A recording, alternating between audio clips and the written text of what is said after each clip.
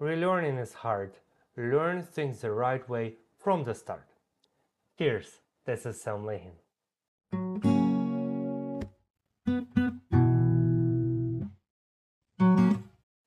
When I was younger, teacher taught me to write with my wrist on top.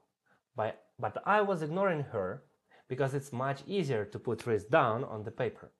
When I grew older, it caused problems because you cannot sign documents with your wrist on the paper. It can damage the paper.